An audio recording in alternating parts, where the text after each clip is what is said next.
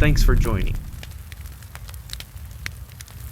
This episode is taking a closer look at the Silver Samurai statue from Ironstudios. Before we get started, I have to disclose that this character's name, Kenuichio Harada, is actually a mutant, and I didn't know that until this episode.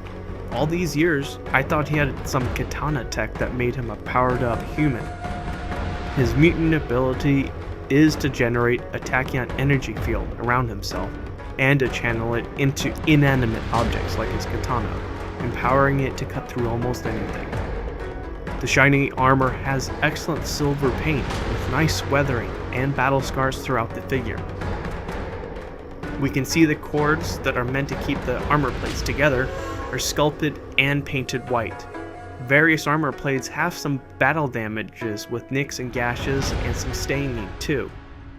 The splashes of metallic, vibrant red pairs beautifully with the white and ivory garments. The touches of tan in the weathering and footwear balance out the figure with some warmth on a figure covered with shiny metallic paint.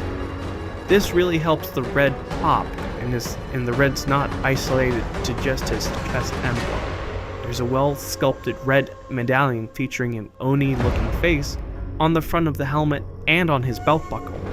Traditionally, these demon faces were embellished on the armor to intimidate opponents, and I'm glad that represented them here because they look so cool. His helmet also seems to have some cherry blossom emblems near his eyes and on his demigaunt. Demigaunts, by the way, are the armor for the back of the hand and wrist, which I just learned because of this episode. His bracers also match his greaves with a beautifully textured, ridged design.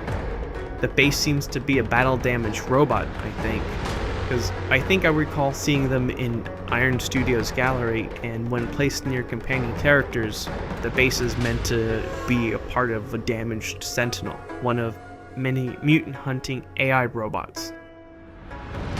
One thing a lot of people are not aware of is the emblem of the red dot with the red sun rays emanating from it is the Japanese war flag, known as the Rising Sun flag, or also known as Kyokujitsu-ki. This flag was used during Japan's imperialist period and World War II. Until this episode, I didn't know much about this character. I learned that he's the illegitimate son of the crime lord Shingen Harada, who led the Yashida clan. He's also the half-brother of Mariko Yashida. Yep, that's the Mariko that Wolverine falls in love with in the comics. Silver Samurai is also the cousin of Sunfire and Sunfire. After his father's death, he sought to head up the Shingen's clan Yashida. However, Yukio and Wolverine would thwart him, and instead, Mariko ended up leaving the clan. Harada did ultimately get his chance though to lead Clan Yashida. With Marvel's all-new, all-different Marvel, some new changes were made to the character, but I never read those titles. So for me, while the Silver Samurai had clashed with heroes like Daredevil and Spider-Man in the comics, I mostly associate him battling against Wolverine, because guess what? I read mostly the X-Men. Silver Samurai also paired up with Viper from Hydra as her bodyguard. That was a cool look the two had together because the silver and green looked really cool in the pages of comics. So, what is a tachyon energy field? Let's start with the tachyons, which are hypothetical particles that can travel faster than light. They're hypothetical because Einstein theorized that as an object approaches the speed of light, its mass and energy required to go that fast would become infinite, making this theoretically impossible. A tachyon field, however, is a quantum field with an imaginary mass, and that's real. This has been found to exist in something called the Higgs field. You may recognize the Higgs name from maybe the Higgs boson. That's the fundamental particle of the Higgs field, which is an invisible field that permeates the universe and gives mass to other particles.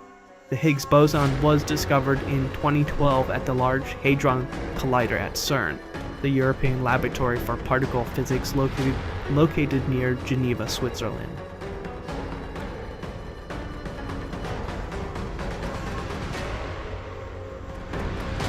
While this is a statue, one can swap out what he's holding in his hands, and there are plug holes on his belt for the sheaths to attach. You can also have him holding the sheaths as if he had just drawn his sword. I opted for this episode to have him dual wield his swords and forego attaching the sheaths for a cleaner look. The Japanese war flag. Its association with the imperialistic time period evokes the evils of war and conflict, causing many countries near Japan to react negatively when they see this. It's important to study history and to remember it and to pass it on to the next generation so that they don't have to make the same mistakes. World history is so important because one country's history of sliding into fascism can be a harbinger to another country heading towards it.